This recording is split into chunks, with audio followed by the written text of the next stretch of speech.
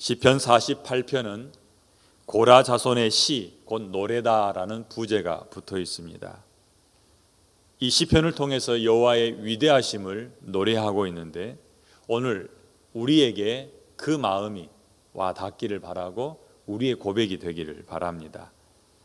여호와는 위대하시니 우리 하나님의 성 거룩한 산에서 극진히 찬양 받으시리로다 라고 말하는데 1절에 나와 있는 이 하나님의 성 거룩한 산, 그리고 2절에 나와 있는 큰 왕의 성, 다 한 곳을 가리킵니다.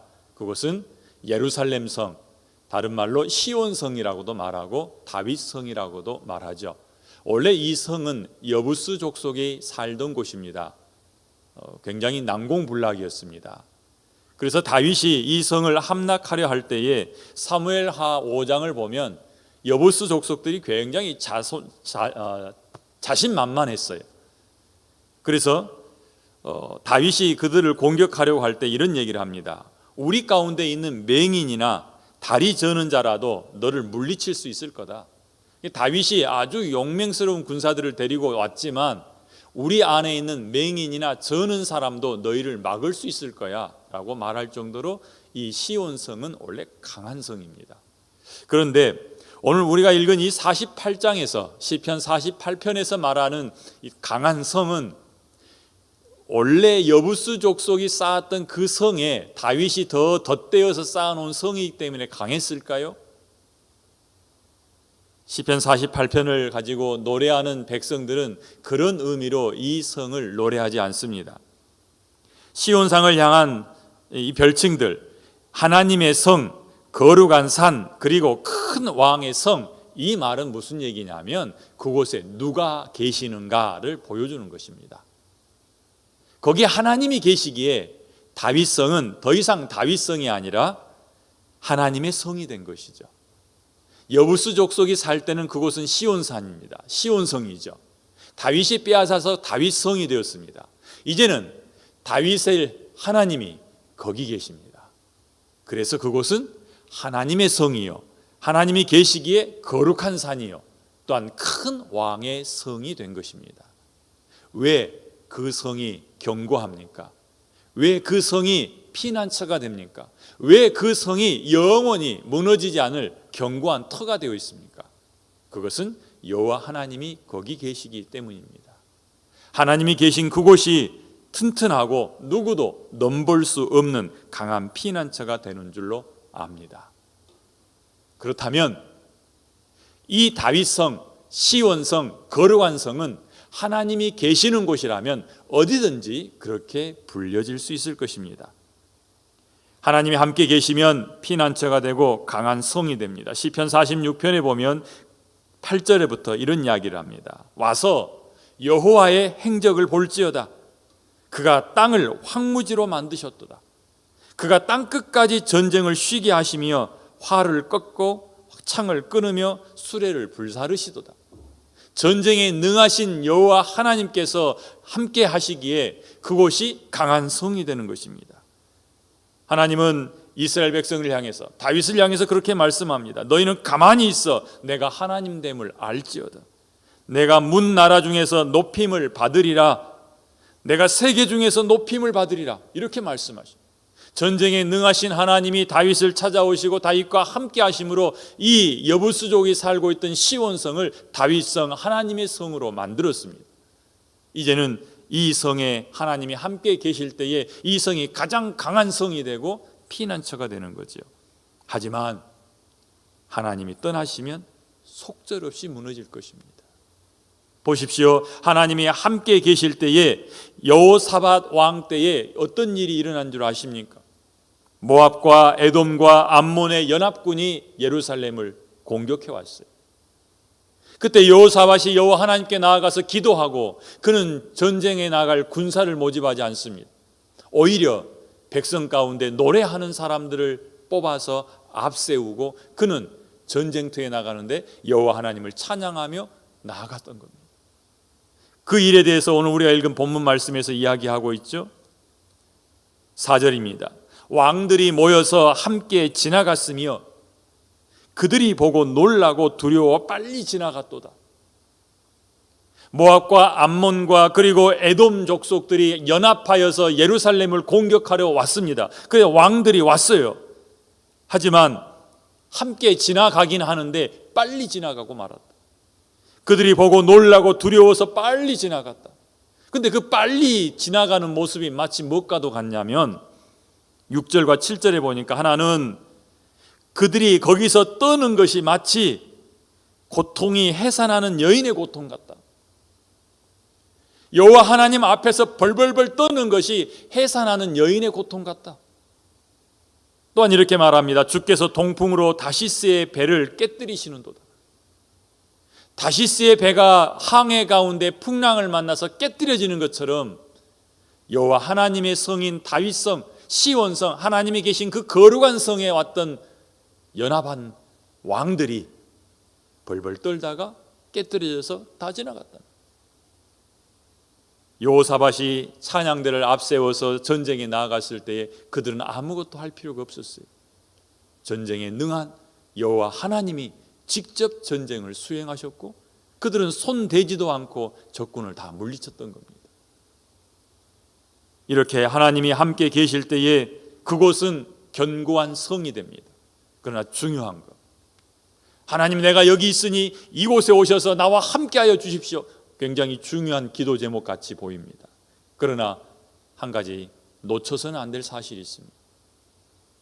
우리가 하나님을 끌어당겨서 내가 있는 곳에 있고 내가 죄 지으면서 그곳에 하나님이 함께 계심으로 내 죄가 들춰지지 않도록, 내가 나쁜 짓 하면서 하나님이 나와 함께 하심으로 사람들이 내가 나쁜 짓 하는 것을 보지 못하도록 이렇게 구하는 것이 아니라 여호와 하나님이 계시는 그곳에 내가 거함으로 그곳이 안전해져야 할 것입니다.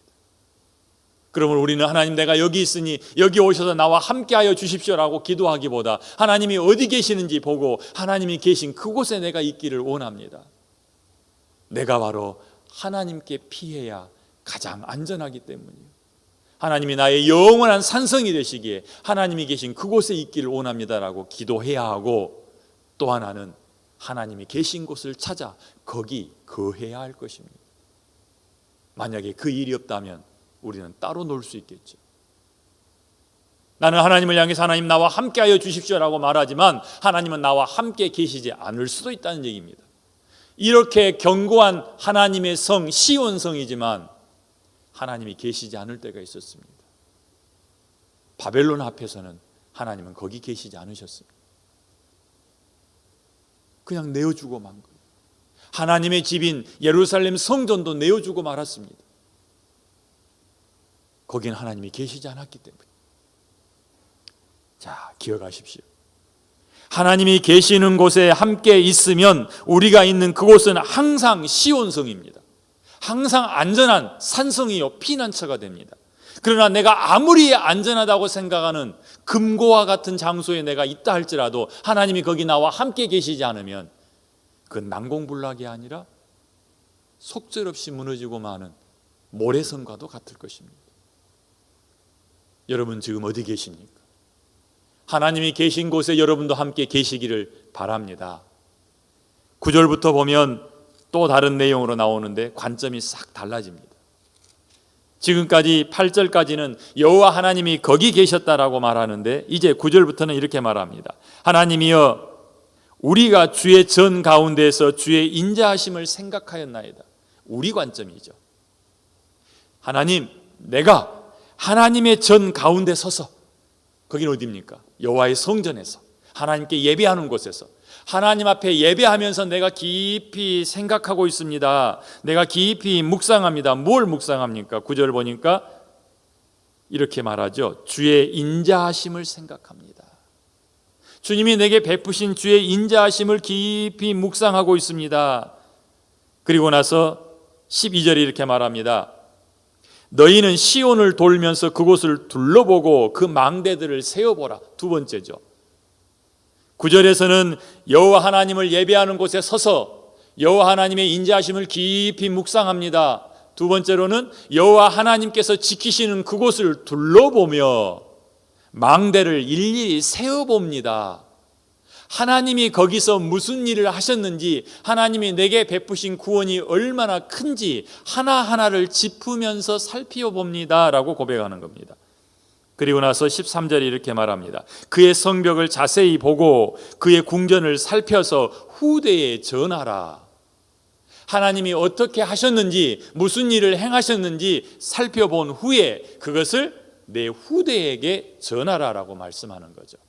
자, 우리에게 산성이 되어주시고 우리에게 피난처가 되어주시고 우리를 지키시는 하나님을 경험했습니다.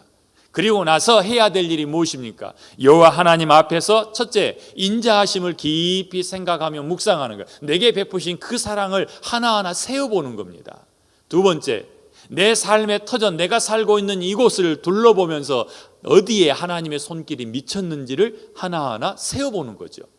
세 번째, 자세히 살피고 나서 그것을 후대에게 알려주는 겁니다. 이 일이 우리의 신앙생활입니다. 오늘 하루 우리의 삶입니다. 우리가 죄악을 쫓아가고 우리의 욕심을 따라가고 마음과 육체가 원하는 그것을 하면서 즐겨하는 그런 삶이 아니라 하나님이 나와 함께 하심을 깊이 생각하고 하나님이 내게 베푸신 그 사랑을 묵상하고 하나님이 내게 찾아오셔서 나를 만지셨던 그 손길들을 하나하나 점검하고 그리고 나서 그것을 드러내서 하나님을 찬양하는 일, 그것이 바로 우리가 할 일이다라고 말씀하는 겁니다. 이게 하나님의 사람들이 취하는 행동입니다. 하나님을 섬기는 사람들이 마땅히 보여야 할 모습일 것입니다. 우리는 어떤 삶을 살기를 원하십니까? 오늘 하루 어떤 계획들을 갖고 계십니까? 잠잠히 서서 하나님이 하신 일을 보고 생각한 후에 그 하나님을 향하여 찬양하고 경배하는, 하나님을 높이는 삶이 우리 가운데 있기를 바랍니다. 하나님의 사람은 하나님의 손길, 하나님의 숨결, 그리고 하나님의 함께 하심을 느끼고 표현할 줄 압니다. 깊이 생각하고 흔적이 있는 곳을 둘러보고 후대에 전한다는 이 말씀이 우리 삶의 원칙이 되어서 새로운 일만 생겨나면 하나님은 여기서 어떻게 일하셨을까? 하나님은 여기에서 나에게 무엇을 지금 말씀하실까? 이런 생각 가운데 그 장면들을 새로운 눈으로 볼 수 있는 은혜가 우리 안에 있기를 바랍니다. 내가 내 욕심에 갇혀 있으면 나는 늘 불평을 쏟아놓습니다. 그러나 하나님이 여기 계시고 하나님이 지금 나를 돕고 계신다면 내 몸이 불편하게 느껴지는 그 일 속에서도 하나님을 향해서 감사하고 욥과 같이 고백할 줄로 믿습니다. 고난 가운데서도 찬송할 수 있어요. 다시 한번 이 시편 48편의 말씀이 우리의 신앙 고백이 되기를 바라고 우리 입에서 나오는 찬양이 되기를 바라고 여러분의 삶을 들여다보면서 동일하게 하나님이 여기 계시니 여기가 가장 안전하고 하나님이 나와 함께 하시니 여기가 바로 내가 피할 산성이요 피난처시요 내가 피할 바위가 되십니다라고 고백하고 하나님이여 내가 여기 서서 하나님을 봅니다라고 고백하는 그런 우리의 신앙이 되시기를 바랍니다. 기도하겠습니다. 좋으신 아버지 하나님 감사합니다. 이 시간 고라자손이 만든 시이지만 다윗성을 향한 시온성을 향한 그들의 시를 통해서 우리의 마음을 함께 실어보냅니다. 하나님, 우리의 마음도 하나님을 향해서 그렇게 고백합니다. 아버지 하나님, 우리가 만날 하나님을 생각하면 하나님께서 앉아 계신 그 보좌를 생각하면 하나님이 계시는 그 하늘에 위에 있는 거룩한 성을 생각하면 충분히 이 시편 48편으로 하나님을 찬양할 수 있을 것입니다. 하나님의 사람들이 그랬던 것처럼 하나님의 인자하심을 깊이 묵상하고 하나님이 행하신 일들을 일일이 살펴보고 그리고 후대에 전할 수 있는 믿음의 사람들이 다 되게 하여 주시옵소서. 오늘도 그 믿음으로 고백하며 나아가게 하여 주시옵소서. 예수님 이름으로 기도합니다. 아멘.